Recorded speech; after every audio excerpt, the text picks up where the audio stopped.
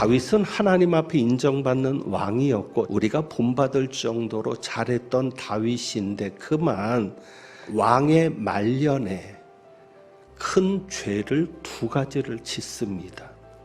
그 첫 번째 죄가 무엇입니까? 간음 사건이죠. 또 한 가지 큰 죄를 짓습니다. 인구 조사를 했던 죄입니다.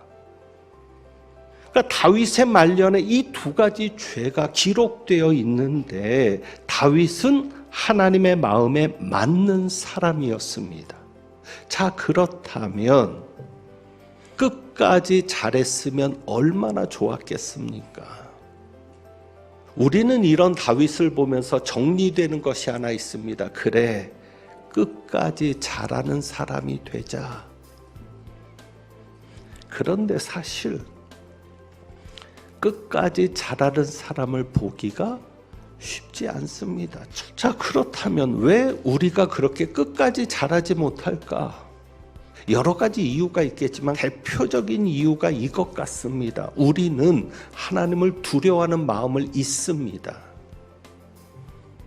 오늘 말씀에 보면 하나님이 7만 명을 전염병으로 거두세요.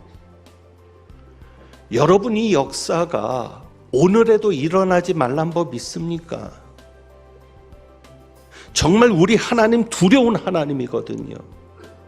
사랑의 하나님을 강조하지만 공의의 하나님이시기도 하거든요. 그런데 하나님을 두려워하는 마음을 잊고 사는 거예요. 다윗은 하나님의 마음에 맞는 사람으로 시작했습니다. 그런데 마지막에 가서는 어떤 사람이 되었어요? 재앙을 불러온 다윗이 되었습니다. 그러면 어떻게 재앙을 불러오는 다윗이 되었을까를 생각합니다. 백성들의 숫자를 조사했던 겁니다. 근데 이게 단순한 인구조사가 아니에요. 목적이 있었던 것이죠.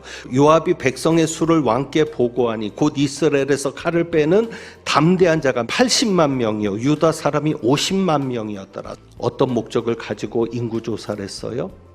군사를 뽑으려고, 전쟁. 다윗은요, 자기가 더 힘을 갖고 싶은 거예요. 그래서 내가 가진 힘이 얼마인가를 조사하면서 한편으로는 만족하는 거죠. 내가 이만큼 이루었다. 그리고 어떤 마음도 있어요?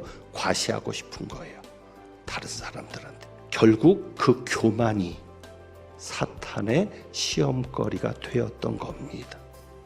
여러분이 하나님이 하시는 일을 보려면 교만하지 말아야 합니다. 절대 내가 잘한다고 생각해서는 안 됩니다.